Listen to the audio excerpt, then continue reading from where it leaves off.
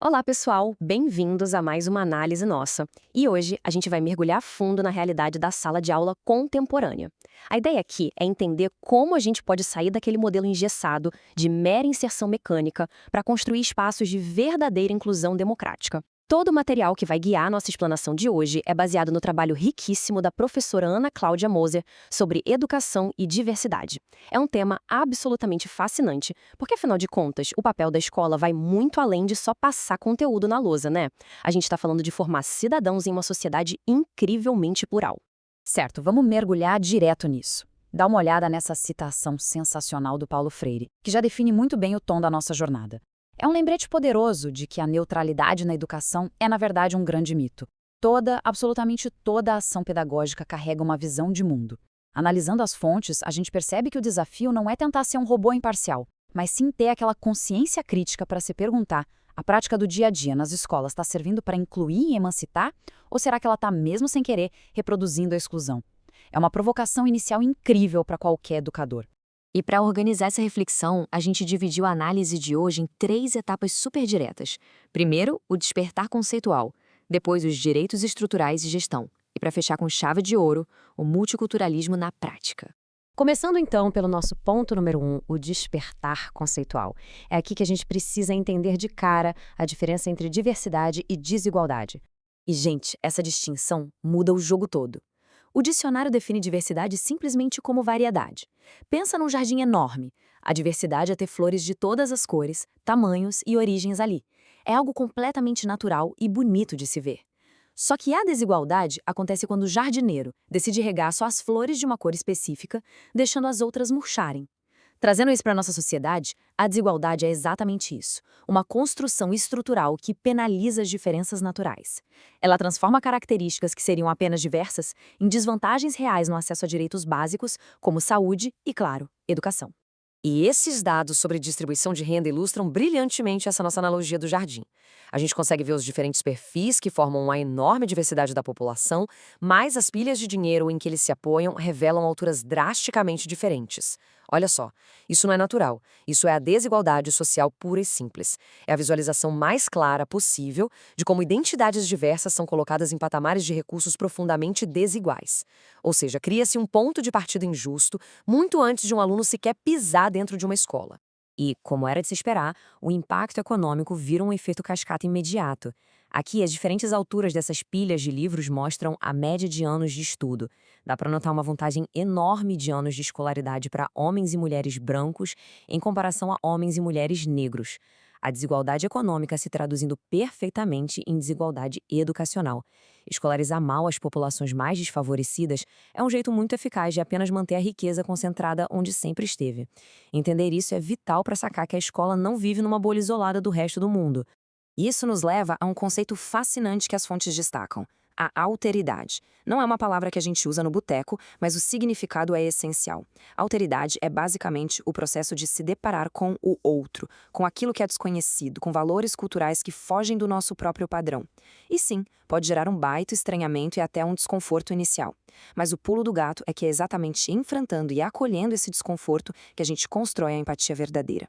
Sem exercitar a alteridade todo santo dia, a inclusão vira só uma palavra bacana escrita num pedaço de papel. O que nos leva perfeitamente à nossa segunda etapa: direitos estruturais e gestão. Bom, o Estatuto da Criança e do Adolescente, o famoso ECA, é o nosso grande marco aqui. Ele simplesmente transforma o respeito à diversidade e à inclusão escolar em uma obrigação legal. O ECA não garante só que o aluno consiga uma vaga. Ele garante a permanência e o respeito absoluto às particularidades de quem está lá dentro. Isso significa que adaptar uma escola para abraçar a diversidade não é caridade. Não é um favorzinho que o diretor está fazendo. É o cumprimento rigoroso dos direitos humanos e da lei. Mas na prática, como é que a gente administra essa escola inclusiva? A resposta, segundo pesquisadores como Vitor Paro, se resume em duas palavras: gestão democrática. Uma escola que quer ser inclusiva de verdade não pode operar numa lógica onde a direção dita as regras de cima para baixo, trancada numa sala. A inclusão exige compartilhar o poder. Professores precisam construir o projeto pedagógico juntos, a comunidade tem que ter voz ativa e, talvez o mais importante, o aluno precisa ser tratado como protagonista do seu próprio aprendizado, e não só como alguém que senta ali para receber informação passivamente. E o ponto crucial é entender como essa gestão democrática vira ação no mundo real. O autor Cury define isso em 3 grandes pilares. O primeiro é o acesso, que é garantir ativamente a matrícula para todo mundo. O segundo é a permanência, porque não adianta nada matricular se o aluno precisa abandonar a escola depois. A gestão tem que garantir infraestrutura e alimentação para evitar a evasão. E o terceiro é a qualidade, assegurar que o ensino foque na formação da cidadania. Se um desses 3 pilares desmoronar, o direito à educação falhou.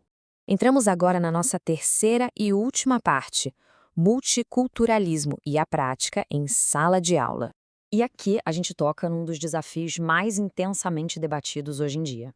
As fontes mostram que, por causa de disputas super complexas, muitas propostas curriculares acabam simplesmente omitindo temas como gênero e sexualidade.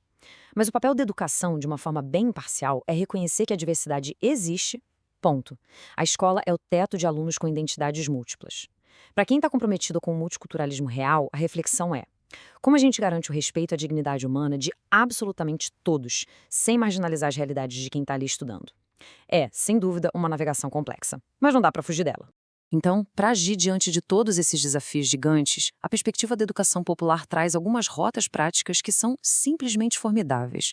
Primeiro de tudo, acessibilidade física real, adaptando os espaços. Segundo, repensar a avaliação. A gente não pode usar uma régua única e punitiva para medir realidades culturais tão diferentes. Terceiro, é urgente quebrar aquelas hierarquias tradicionais que só silenciam, buscando uma relação bem mais horizontal entre educador e educando. E por último, usar a cultura como ferramenta para gerar empatia. E o que é muito interessante sobre essas ferramentas culturais é o impacto prático absurdo que elas têm. Filmes como Colegas, que é um longa brasileiro incrível onde jovens com síndromes de Down buscam seus sonhos com total autonomia, ou então o curta espanhol Cordas, que mostra a amizade linda com uma criança com paralisia cerebral. São recursos valiosos. Usar essas obras ensina sobre superação e afeto de um jeito que aquela aula expositiva tradicional dificilmente conseguiria alcançar. Para amarrar nossa análise, a gente fecha com esse pensamento espetacular do Nelson Mandela, que resume basicamente todo esse esforço. Pensa bem, se o preconceito, se a exclusão e as desigualdades são coisas que a gente aprende ao longo da vida, o nosso maior desafio pedagógico é criar uma escola onde o respeito à diversidade e o amor sejam ensinados ativamente. A verdadeira inclusão só rola quando a gente se propõe a aprender a ensinar a cidadania. Afinal de contas, fica a reflexão para a gente levar.